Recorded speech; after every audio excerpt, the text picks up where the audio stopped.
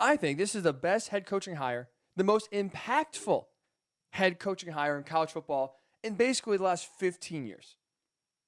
Because this is the only hire since the Saban going to Bama was made in 2007. This is the only hire since then that has had a massive impact, has had big ripple effects, not just for the school that hired Lincoln Riley, USC, not just for the school that Lincoln Riley is leaving, Oklahoma, but this is a massive hire. This is a massive news story for the conference, for the Pac-12. This one hire, that's it.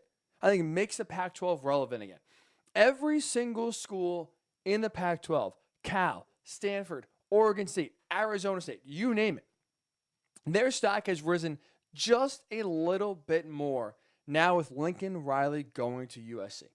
And there's no other head coaching hire, there's no other move that could have made, I think, that USC could have hired to truly bring the perception back of the Pac-12 this quickly. Lincoln Riley, this is a huge power play move here. Just his presence, just him agreeing to go to the Trojans before we see even any results on the field has brought the conference back in a relevant way that I think no other hire would have done. So before we even dive into how Riley will do that, why don't we look at what made the Pac-12 irrelevant, right? How do you, as a Power 5 conference, this is not the AAC or the Mountain West, this is the Pac-12, one of the richest, biggest conferences, obviously in college football, part of the Power 5. How do you have one Power 5 conference become relevant? Well, as we know, because you don't have really any college football playoff appearances. You don't even have many teams in the college football playoff picture for most of the year. Right? Because now, as we know, with the playoff instituted since 2014, what do we care about? We basically care about the top 4 teams and who could be around the top 4 teams, who can make a run to the playoff.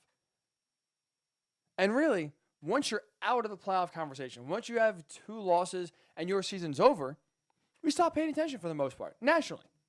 We stop caring about 2-loss, let's say, Penn State, and they had 2 losses in a row, or Auburn, or even Oregon. Right? As soon as really a conference or a team is out of the picture, we stop paying attention. Really, Clemson maybe is the best example of that. As soon as they lost to NC State, and we kind of saw their season blow up in flames, what was that, week 2, week 3? That was it. They're out, they're gone, see you later. We stop focusing, we stop caring. So now if you're the Pac-12 as a conference, when you routinely don't even have teams in the discussion, we tend to forget about you. And that's what the Pac-12 has done. They've routinely struggled to even have teams in the picture. They've only had 2 teams make it. Like the first year, Oregon made it, where they made it to the national title game, losing to Ohio State. And the only other year they've had a team in was 2016 in Washington. USC has never made it. Oregon's made it just once. And like we just said, Washington is the only other team to make the playoff. Not since 2016 has the Pac-12 had a team in the college football playoff. So even though, to give the Pac-12 credit, they've had one of the most competitive conferences, top to bottom. We see conferences like the SEC, who are very top-heavy, where you have teams at the bottom like Vanderbilt, like Missouri, who this year has obviously got a little better. For the most part, Arkansas has been on the bottom, right? There are a lot, for the most part, of conferences that are very top-heavy. Big Ten, where they have some bottom feeders like Rutgers every single year, kind of just scraping by, just being really bad. The Pac-12 doesn't have that. The gap between 1 and 12, first and last, is not as far as it is in the rest of the conferences. They are competitive. They are a league where truly any team can win on any Saturday. So from a competition perspective, it's good. But from a college football playoff perspective, from getting 1 or 2 teams to dominate the conference, be better than everyone else, and be in that elite conversation with the rest of the top teams in other conferences, the Pac-12 has fallen short of that every single season. And really, just go, forget just the playoff era. They really haven't had that since really early 2000s USC. Because as soon as they fell off, no one has really kind of stepped up. Now, when you look at the other Power 5 conferences, there's been one team that has consistently led the way.